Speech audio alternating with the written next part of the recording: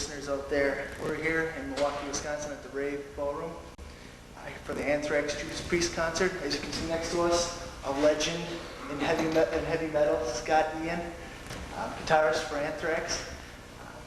Can you tell us a little bit about this tour, Scott?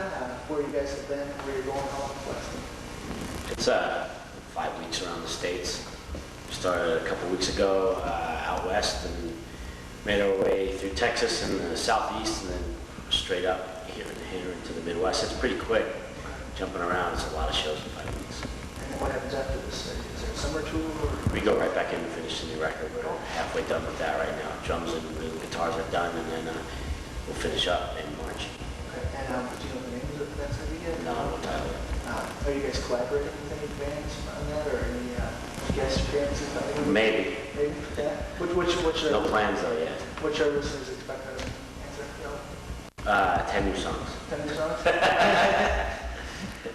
That's all I can, after all these, it's hard for me to describe it, Anthrax, because it just all sounds like Anthrax to me. So, we didn't make a jazz record, it's a heavy metal record. Definitely. Do you want to expect it out? What should our listeners be looking for? Maybe summer, but realistically, probably it could be more like the fall. And then tour to the U.S. after that? Or? That's kind of too far. Okay. You know what I mean? We just want to get the record done and then just get the ball rolling from there. There was a re-release of the Sound of White Noise and it's down for. What was the rationale behind that, or what made you guys do that? Because they weren't out anymore. Oh, no, really? Okay. Yeah, because when we left Elektra years ago, they had X amount of years where they were still allowed to produce those and put them out, and then once that was done, there was no more records. So in this case, the masters revert back to us. So while we make these records, they should be in the stores. Definitely. Oh, you see some of that on the VH1 show? What's that? Some of the Sound 442 and some of the Volume 8 videos? Or? Yeah, I played Inside Out on that bunch. Cool. Of course, you got to ask yourself about 9/11 and the letters after that. Was there a lot of pressure on you guys to kind of change the name, or what was it like when all that was occurring? No, there was no pressure on us at all. We would never change our name.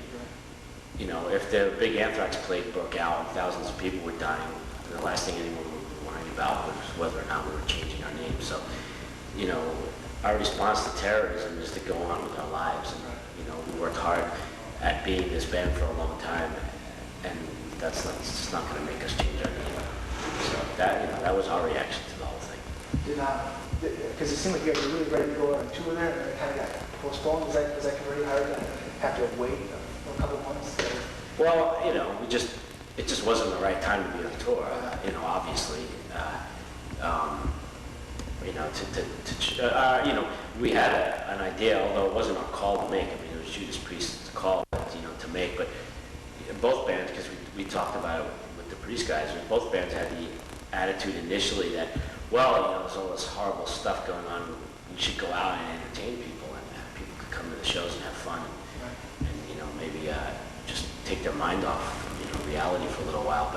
But it wouldn't have been the right time to be on tour. It just the mood of I think the public in general wasn't, just would have been, it would have almost been kind of like throwing the tour in the garbage, because even people who had bought tickets probably just for whatever reason maybe just won't come. So I'm kind of glad Priest decided that, let's just postpone this and let things calm down a little bit. Just looking through some questions quick. Oh, I was going to ask you, can you tell us a little bit what happened? 2 summers ago, me and Brian, we bought tickets to go see you guys with the crew and Megadeth. We got there, and then Megadeth got on, and we're like, man, we came for Anthrax. what all happened? Or what was the crew wasn't selling any tickets, so they couldn't pay us anymore, so they sent us home after the Houston show. But then they proceeded to continue the tour without really going out of their way to let people know that we weren't on the bill anymore. And not only that, people who bought tickets, our fans who tried to return the tickets, couldn't even get refunds. So the whole thing was pretty fucked in general. And they, whatever, they turned out to be a bunch of liars. That was 2 years ago. Yeah, because we specifically bought tickets just to see you guys, and I was like, damn. And the record company, you guys changed record companies, what was it, a couple of years back, was it? To now you're at Beyond Music? Yeah. Not for long. No? Can you tell us a little bit about the record company situation? No, there's nothing to talk about. The new album will be out, hopefully on the label that we want it to be on, and that's all being worked on now. You'll guess maybe in the next couple of months. Okay. And I have one question. Will we ever see a concert bill of Armored Saint, SOD, and Anthrax all in the same bill? No? Never. No? Never. That will never happen. No? Is there any SOD albums in the No. future? No? No. That's kind of a... There is never a plan with SOD. No. No, SOD isn't a real band. It's just, it just kind of happens every once in a while. And the odds of everyone having the time and the downtime to do it and do it properly. So, there can never be a plan because we just don't know when and if we could ever do it again. It's kind of the stars come together. Definitely. And was there anything you would give to our listeners out there? A lot of them are guys in bands, people that just, like hardcore music and they just want to, heavy metal, hard rock. What is the kind of advice you give? What would you kind of say to them to inspire them to keep rocking and stuff? Yeah, words you pass on to? Yeah, turn off the radio and turn off the television set.